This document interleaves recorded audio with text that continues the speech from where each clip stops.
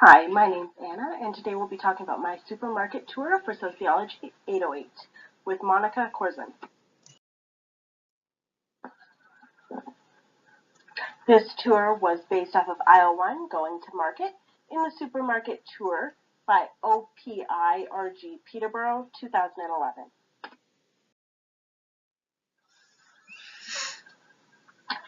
To begin, I went to Metro. So Metro is the third largest grocer in Canada, and it's in Ontario and Quebec, and there's over 600 stores. It's a conglomerate of Metro, Metro Plus, Super C, Food Basics, and Adonis. The one I went to was in Milton, Ontario. It was close to my home, and it is the main grocery store where I shop, and mostly for convenience and time saving, which seems to be a pretty common thing for people my age and even millennials older than me.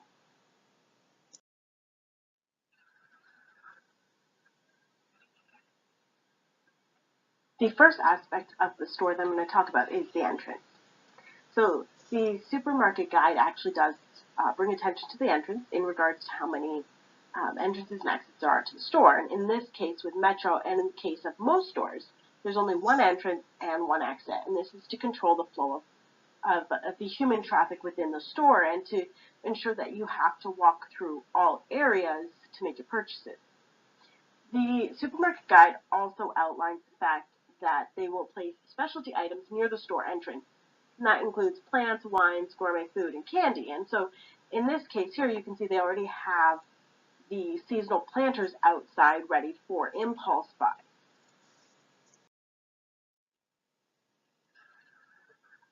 As you continue into the store, and something that I don't have a picture of, is there was a giant display of toilet paper on sale actually in the entrance where the carts are. So before you even make it into the store, they're trying to catch you with one of their deals of the week. As you enter straight in front, there was also this stand of pistachios, which is a seasonal buy, and as you can tell, most of them are actually not on sale. That's just their regular price, and this is another way to get you to impulse buy when you first come in.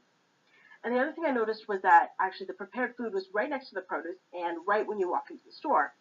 And this is because a lot of people these days, especially with an incline of women working and busy lifestyles, that there's a lot of prepared meals being bought now.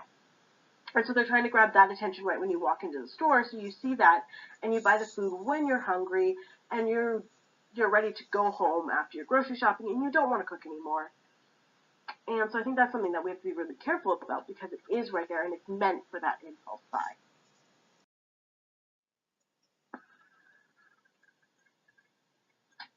Another interesting about supermarkets these days is the size of the shopping cart.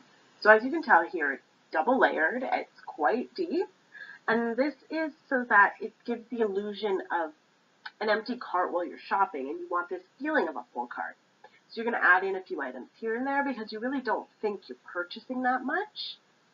And it also gives you the opportunity to walk around and add more rather than if you grabbed your basket, you had your your itemized list of about 5 items, you're going to put them in your basket, you're going to feel like you're complete. If you take that shopping cart and you pick up 5 items, it's going to feel empty. You're going to start to think, oh, what else do I need at home? Do I need this? Do I need that? And it enhances the ability for them to upsell and get you to do your impulse buying.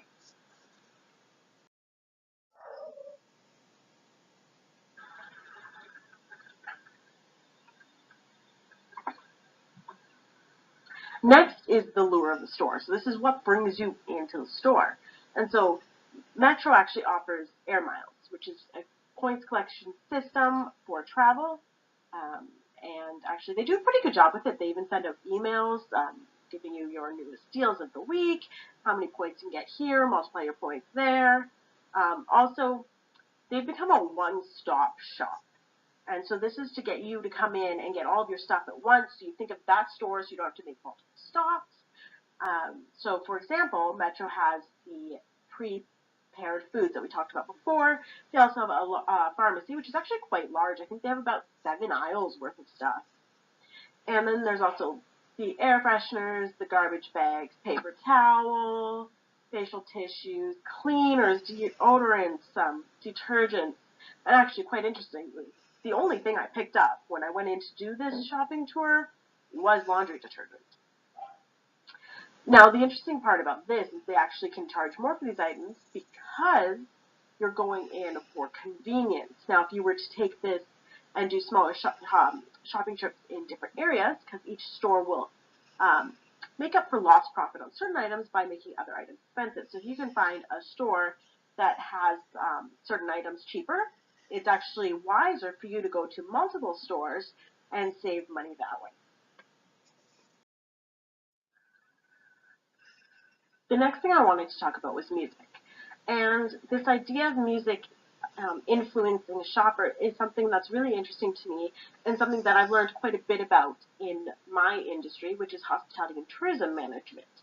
And we see a lot of this in hotels and restaurants as well to influence how somebody is feeling in that specific atmosphere. And so stores are now using this as well to make you feel happy and energetic and calm as well. So you're just kind of casually shopping, you're walking around, you're enjoying your experience, you're not trying to race out of the store. Now, what I found really interesting with Metro that they've been doing recently is their own advertisements on their, I guess you could call it radio station. These advertisements are anything from sales in the store to their new app, which allows you to create shopping lists as well as recipes and keeping track of the deals that they personalize for you. And I found this really interesting because it's not talked about in the book because I think it's quite newer, but it really does influence a customer to keep coming back to Metro. And for that, I really wanted to mention it because I found that very interesting.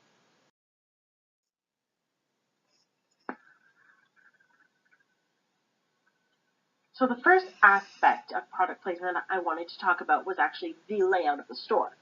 So as I mentioned before, when you walk in, the produce is on your left. And so this is strategically done to encourage you to buy vegetables as your impulse buy because they are very perishable for the store. They want them to move up the shelves because they do have an expiration date that's pretty quick. And so they hope for you to purchase these. And when you first walk in and you're ready for fresh food and you feel like you're going to cook and you feel ready and prepared, and this is where they really want to capture your attention. And other than that, like I mentioned, just to the right of that is the prepared foods as well for those coming in who don't want to cook. Then as you work your way around the store are your staples. So there's your bread, your bakery, and then it goes into your meat products, followed by your dairy, your milk, and then as you go around the corner, as the picture here, you have your yogurt and you have your cheeses. And so this makes you walk around for your staples. And furthermore, as you can, I don't know if you can tell, but in the second picture there at the very back, there's the organic section. And so this is on the left because we as human beings read left to right. So we're going to put the items that we want to sell and the items of most important or what people are looking for to be first on the left. And so this really gains the attention because these are also the more expensive products. So this is a product placement that companies will actually pay quite a bit of money for. And so that's pretty interesting to recognize. Furthermore, as you walk through Metro, actually, as you go around and start to come back is where you start to see other staples like your baking and drinks and then cereals, which is really interesting because they recently redid the whole store. And I think that was to really get you to have to walk through each aisle as you come around and then on your clockwise back. So once you reach about 6 on the clock, you start to weave in and out of the aisles.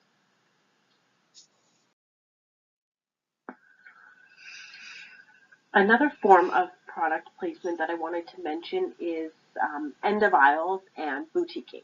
So first of all, there's an example of end of aisles on the left. It's where you're walking and the items don't quite match the aisle, but they're these high ticket items that companies have paid for. So on the left here, we see a lot of dog treats. And for some reason at the top, I believe that's some baking products. Now, as we move on to the middle and the last picture there, it's what we call boutiquing. And so boutiquing is where you take products that are very similar to each other that would technically be in different aisles, and you put them together in these displays. So in the middle, you can see that's actually a holiday one, and it's baking. So you have your cocoa and your parchment paper. You have pumpkin pie filling, and you have all these other jars of filling. And so technically, these would be in 3 different aisles. So you have your baking aisle, you have your canned fruit and vegetable aisle, and then you also have your kitchen supplies aisle. And then on the right as well, you can see this Sunday boutiquing. So you have the ice cream aisle, and then on the end you have ice cream cones, ice cream toppings, and all that you need. Another thing I'd like to point out that is similar with the middle one is that throughout the store at this time of the year, there were huge displays for Christmas. So a chocolate display here and a drink display there. And this is also to get that impulse buying. What am I going to need at Christmas? Oh, look, it's this feeling of warmth, and I want that feeling, that comfort. And so they're really targeting, again, impulse buy.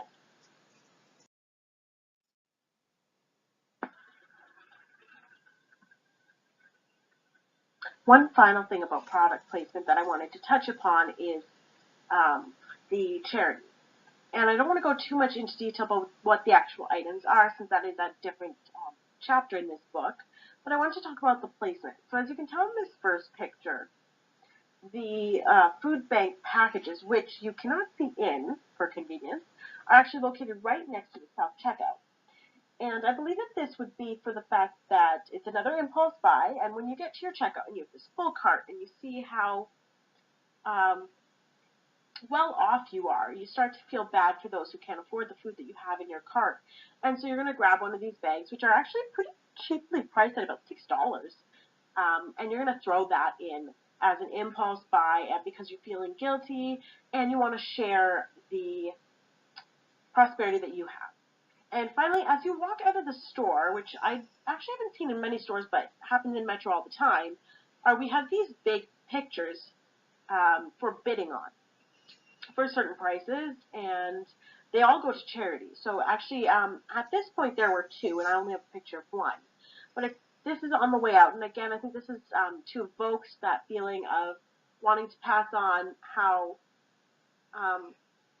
well off we are. And so placement is really big on this and to up those sales. They also do have them at the end of each checkout with a real cashier, and they do push those as well if you want to buy those, especially at this season.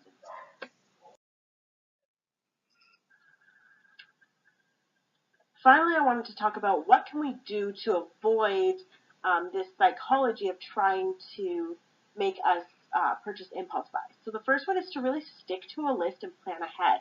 So what it means is create recipes for your week or for a day or two and know what you're going to cook. So you don't come in and just buy prepared foods. You already know what you're going to cook. You have your time planned out for it. And then stick to a list. So even if you are wandering through the store, you know what exactly you came in for. And the other thing, which I touched on briefly before, is shop at smaller stores. Shop at multiple stores. You can get cheaper deals on certain items at different stores, as well as it's less likely to be trying to trick you into buying all your stuff at one place. And finally, stick to the perimeters of the store. As I mentioned before, really your staples around the outside. And if you try to avoid going in, you're actually going to also avoid a lot of your processed foods and a lot of the unhealthy stuff full of fillers.